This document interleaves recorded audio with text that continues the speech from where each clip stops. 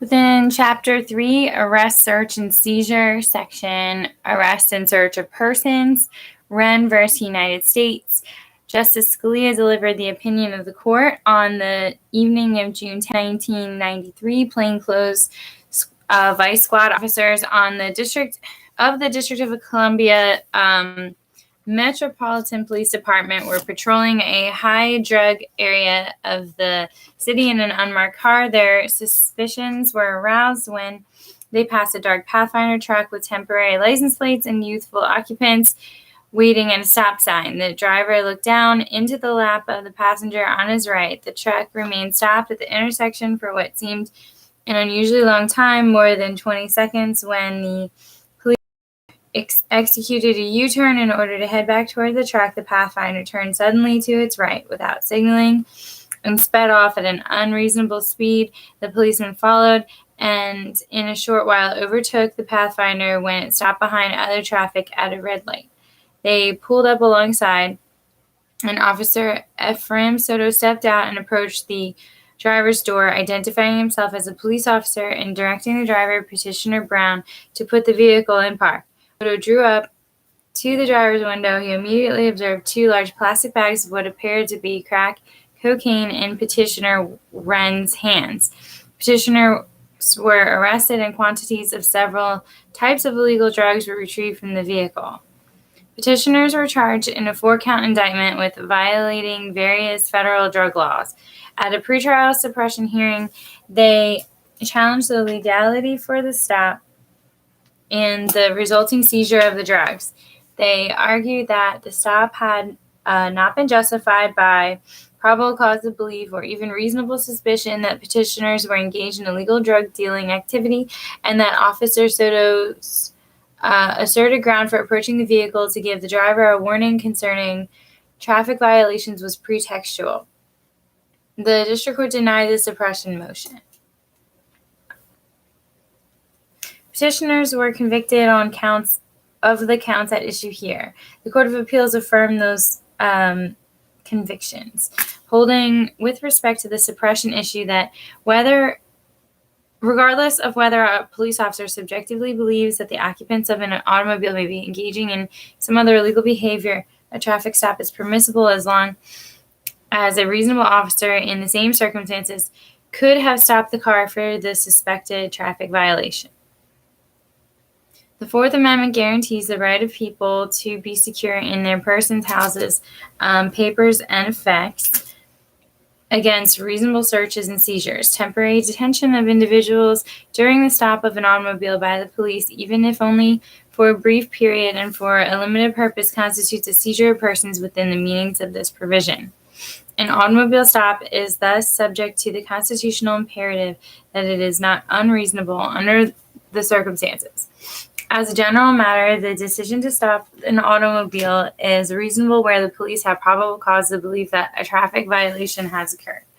Petitioners accept that Officer Soto had probable cause to believe that various provisions of the District of Columbia Traffic Code regarding inattentive driving, speeding, and turning without signaling have been violated. They argue, however, that in the unique context of civil traffic regulations, probable cause is not enough, since they contend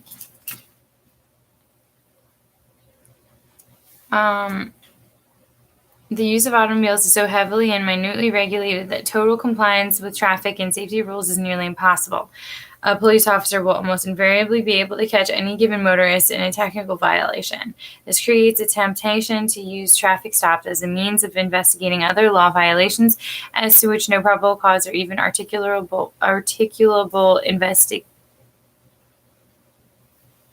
suspicion exists.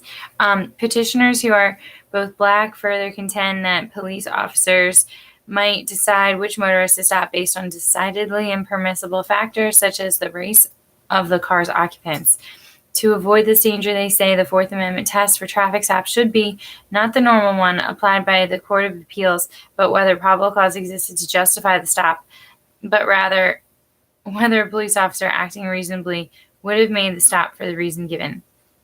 Petitioners contend that the standard they propose is consistent with our past cases' disapproval of police attempts to use valid basis of action against citizens as pretext for pursuing other investigatory agendas. We were reminded that in Florida versus Wells, we stated that an inventory search must not be used as a ruse for a general rummaging in order to discover incriminating evidence.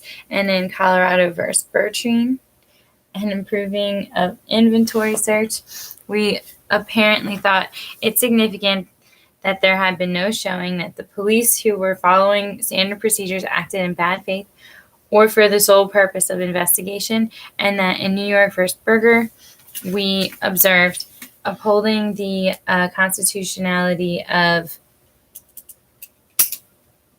warrantless administrative inspection, that search did not appear to be a pretext for obtaining evidence of violation of penal laws. But only an undiscerning reader would regard these cases as endorsing the principle that ulterior motives can invalidate police conduct that is justifiable on the basis of probable cause to believe that a violation of law has occurred. In each case, we were addressing the validity of a search conducted in absence of probable cause. Our quoted statements simply explain that the exemption from the need for probable cause in warrant, which is accorded to searches made for the purpose of inventory or administrative regulation, is not accorded to searches that are not made for those purposes.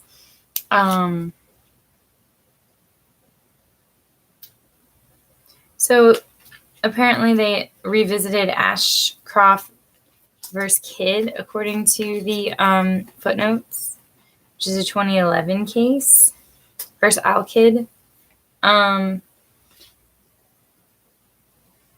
where Al-Kidd alleged Fourth Amendment rights are violated by pretextual detention policy, whereby after 9/11, the attorney Ashcroft authorized federal officials to use federal material witness law to detain terrorist suspects. While all 8 participating justices agreed that Ashcroft was entitled to qualified immunity because the purported right to non-pretextual application of the statute was not clearly established at the time the alleged conduct, the 5-justice majority then appeared to address the merits of the Fourth Amendment claim. As for Al-Kidd's claim that Whren establishes that we ignore subjective intent only when there exists probable cause to believe that a violation of law has occurred. A legitimate factor.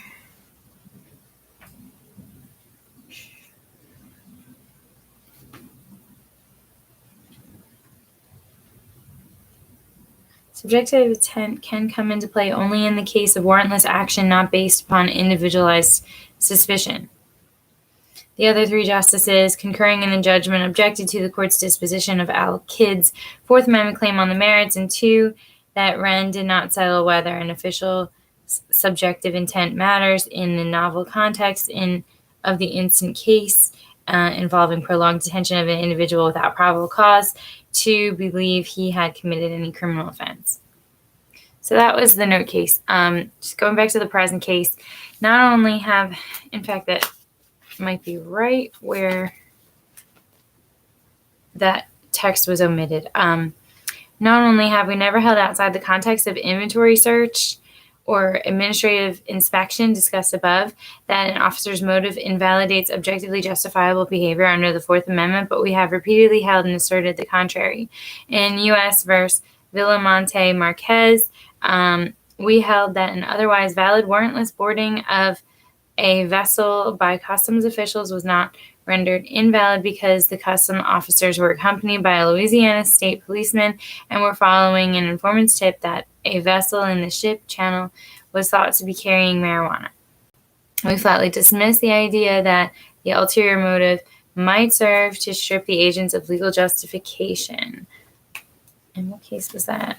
U.S. versus Villamonte Marquez. In United States v. Robinson, we held that a traffic violation arrest of the sort here could not be rendered invalid by the fact that it was a mere pretext for a narcotic search, and that a lawful post-arrest search of the person would not be rendered invalid by the fact that it was not motivated by the officer's safety concern that justifies such searches.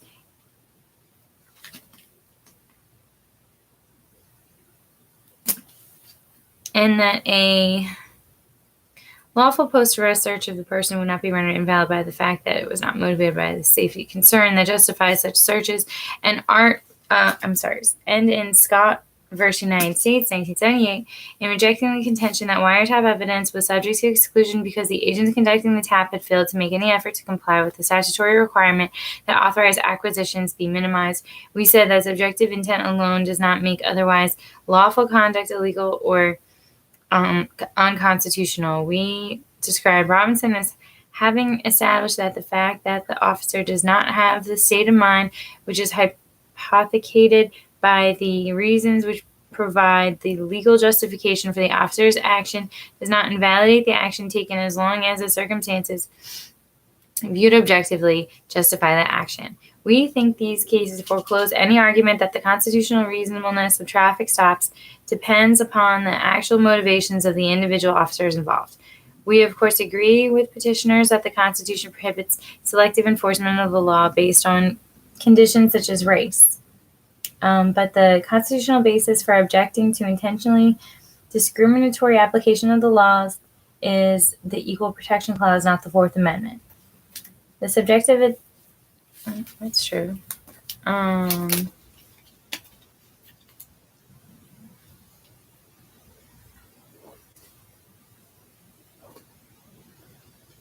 Subjective intentions play no role in the ordinary probable cause Fourth Amendment.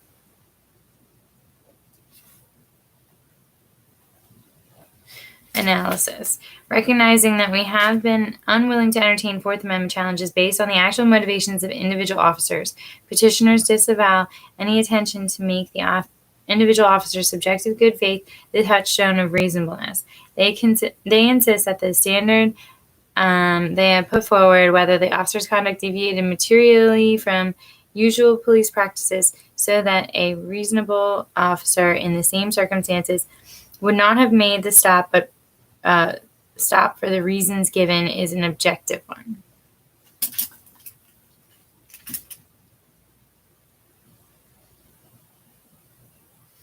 But although framed in empirical terms, the approach is plainly and indisputably driven by subjective considerations.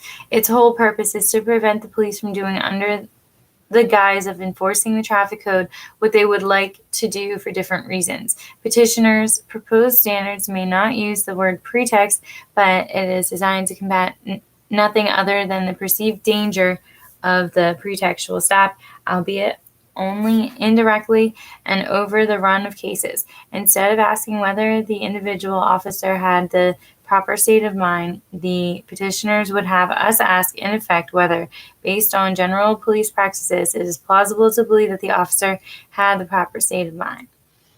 Why one would frame a test designed to combat pretext in such a fashion that the court cannot take into account actual and admitted pretext is a curiosity that can only be explained by the fact that our cases have foreclosed on more sensible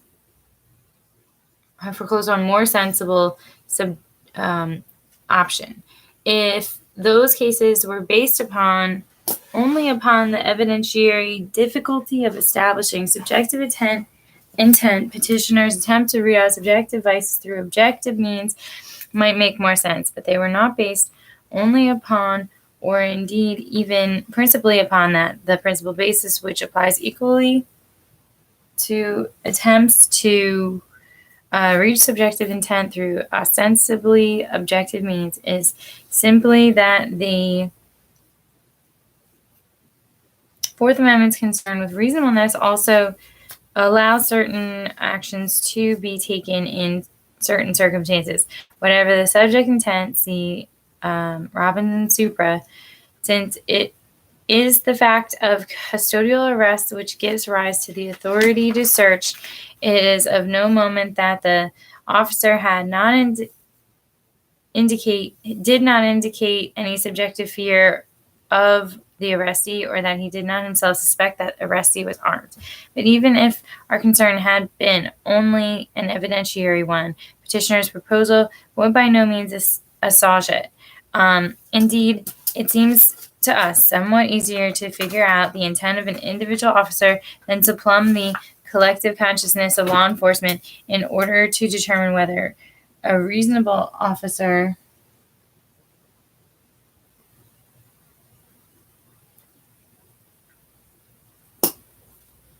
would have been moved to act upon the traffic violation. While police manuals and standard procedures may sometimes provide objective assistance, ordinarily one would be reduced to speculating about the hypothetical reaction of a hypothetical constable, an exercise that might be called virtual subjectivity.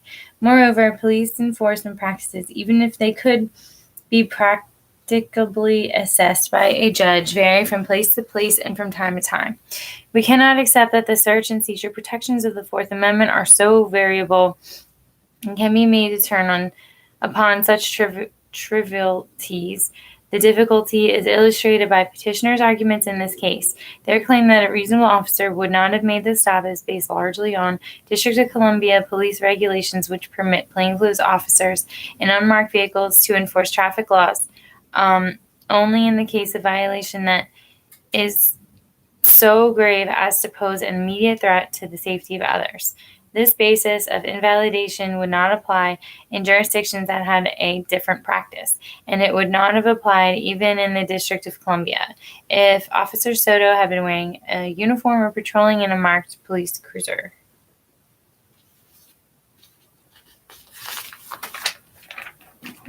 Two more pages.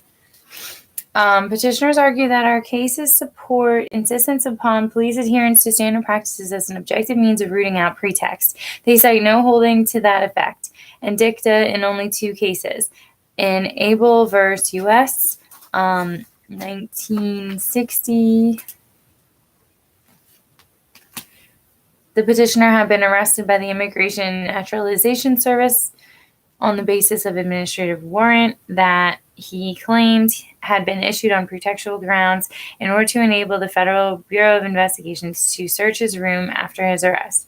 We regarded this as an allegation of serious misconduct, but rejecting Abel's claims on the grounds that a finding of bad faith not open to us on the record in light of the findings below included the finding that the proceedings taken by the INS differed in no respect from what would have been done in the case of an individual concerning whom there was no pending FBI investigation. But it is a long leap from the proposition that following regular procedures is some evidence of lack of pretext to the proposition that failure to follow regular procedures proves or is an operational substitute for pretext. Abel, moreover, did not involve the assertion that pretext could invalidate a search or seizure for which there was probable cause. And even what it said about pretext in other contexts is plainly inconsistent with the views we later stated in the cases summarized above. In the other case, claimed to contain supportive dicta, U.S. v. Robinson, and improving a search incident to an arrest for driving without a license, we noted that the arrest was not a departure from established police department practice. That was followed, however, by the statement that we leave for another day questions which would arise on facts different from these. This is not even a dictum that purports to provide an answer, but merely one that leaves the question open. In what would appear to be an elaboration on the reasonable officer test, petitioners argue that the balancing inherent in any Fourth Amendment inquiry requires us to weigh the governmental and individual interests implicated in a traffic stop such as we have here. That balancing petitioners' claim does not support investigation of minor traffic infractions by plainclothes police in unmarked cars. Such investigation only minimally advances the government's interest in traffic safety and may indeed retard it by producing motorist confusion.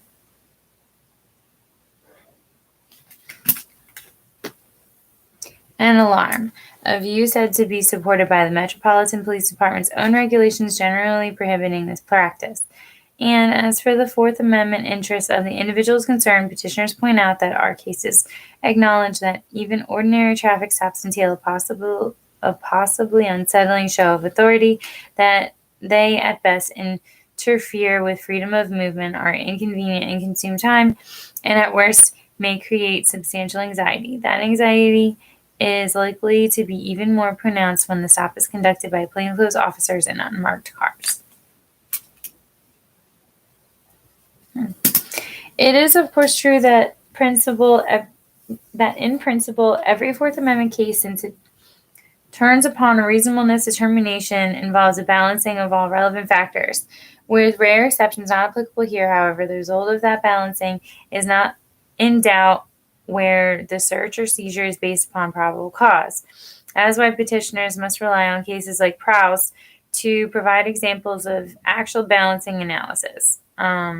There, the police action in question was a random traffic stop for the purpose of checking the motorist's license and vehicle registration, a practice that, like the practices at issue in inventory search and administrative inspection cases, upon which petitioners rely in making their pretext claim, involves police intrusion without a probable cause that is its pretext claim, is its traditional justification. On our opinion, Prowse expressly distinguished the case from a stop based on the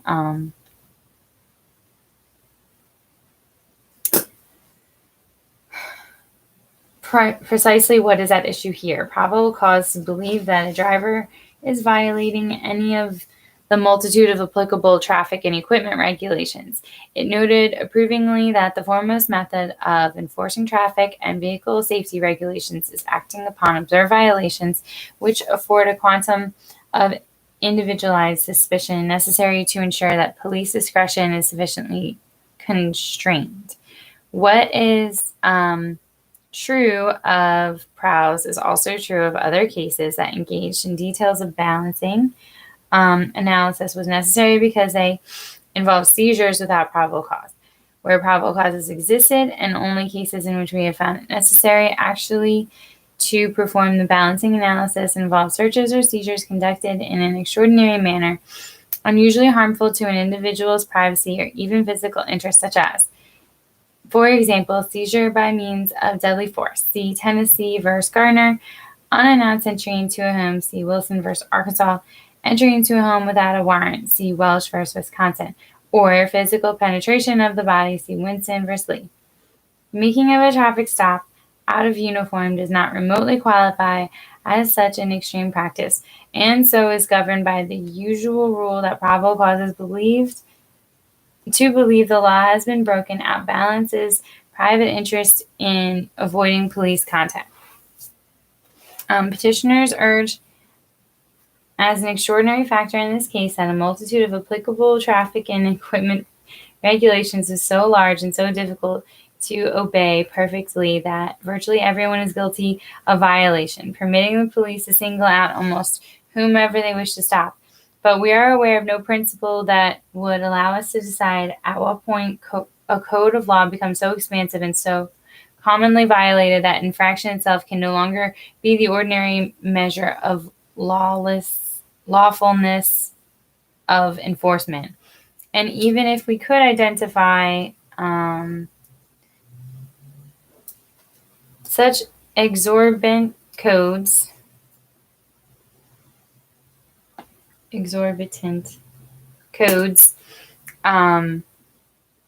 we do not know by what standard or what right we would decide, as petitioners would have us do, which particular provisions are sufficiently important to merit enforcement.